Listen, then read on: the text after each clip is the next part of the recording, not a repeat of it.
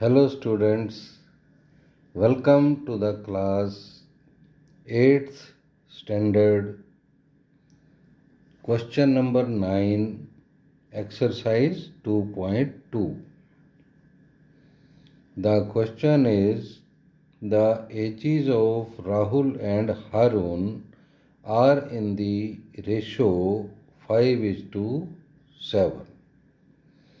4 years later, the sum of their ages will be 56. What are their ages? ठीक है, हमें राहुल और हारून की आज के दिन क्या एज है ये फाइंड करना है।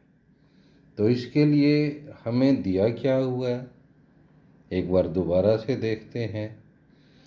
The ages of Rahul and Haroon are in the ratio of 5:7। तो हमें उनकी एजेस का जो है रेशो दिया हुआ है, जो कि है 5:7। ठीक है, तो हम इनकी एज जो है लेट कर लेंगे। राहुल की एज हम मान लेंगे 5x है और हारून की एज है 7x। जब कभी भी दो क्वांटिटीज़ का रेशो दिया हो तो हम उनको लेट कर लेते हैं, एक कॉमन वेरिएबल से दोनों को मल्टीप्लाई कर देते हैं, जैसे कि हमने यहाँ किया 5x और 7x।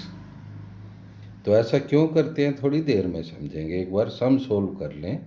जब कभी दो क्वांटिटीज़ का रेशो दिया हो तो उनको एक कॉमन वेरिएबल से मल्टीप्लाई करके हम उसको एज्यूम कर लेते हैं। तो ratio of ages is 5:7 and let the ages are 5x and 7x। आगे बढ़ते हैं।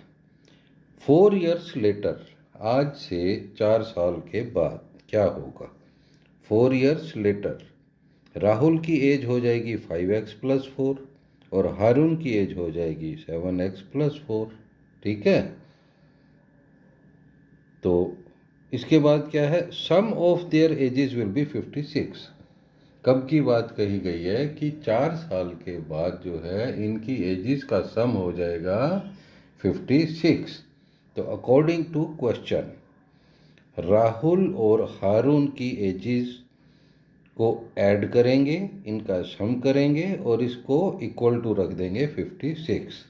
ठीक है, तो जैसे हमने देखा राहुल की एज है 4 साल के बाद 5x+4 और हारून की 7x+4।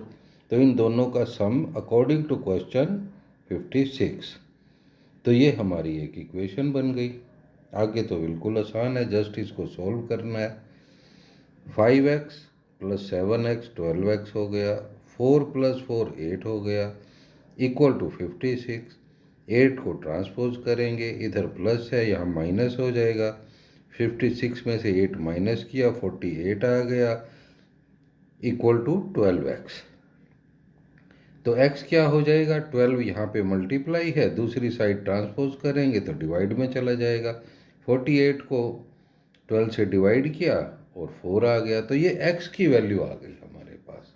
ठीक है, इस इक्वेशन की हेल्प से हमने x की वैल्यू निकाल ली।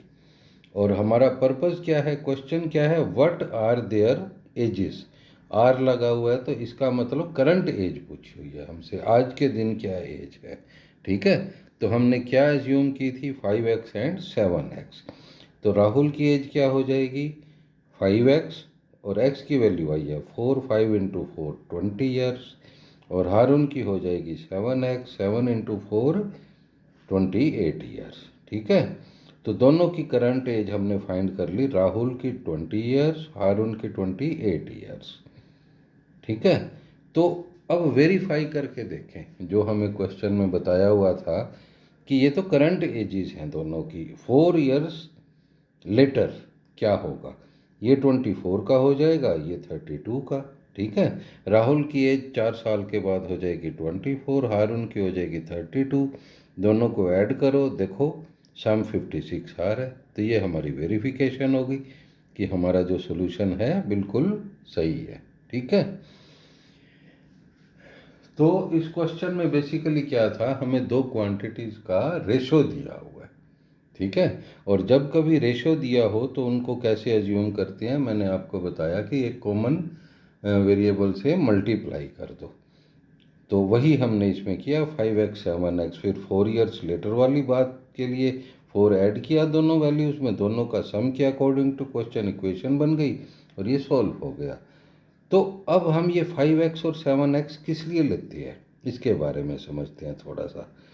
कि जैसे हमें बताया हुआ है कि इनका रेशो है 5:7, ठीक है। तो इसका मतलब क्या है 5:7 का?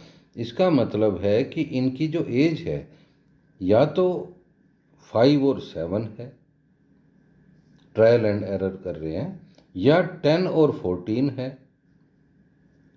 15 और 21 भी हो सकती है, 20 और 28 भी हो सकती है, ठीक है। इनमें से कोई भी हो सकती है। और आप देख रहे हैं हर केस में जो हमने ये पेयर लिया है वो उनका रेशो सेम है 5:7। तो 5 एंड 7 कैसे आया? इस रेशो को 1 से मल्टीप्लाई कर दो तो 5 7 आ गया, इसी रेशो को 2 से करो मल्टीप्लाई 10 14 आ गया, 3 से करो तो 15 21 आ गया, 4 से करो तो 20 28 आ गया। तो 1 2 3 4 ये तो चेंज होते जा रहे हैं, लेकिन रेशो 5:7 वही का वही है, ठीक है। तो यही वो कॉमन वेरिएबल है, इसलिए हम मान लेते हैं कि जैसे फर्स्ट क्वांटिटी है ये 5x हो गई और दूसरी हो गई 7x, ठीक है। तो ये इसके पीछे लॉजिक था।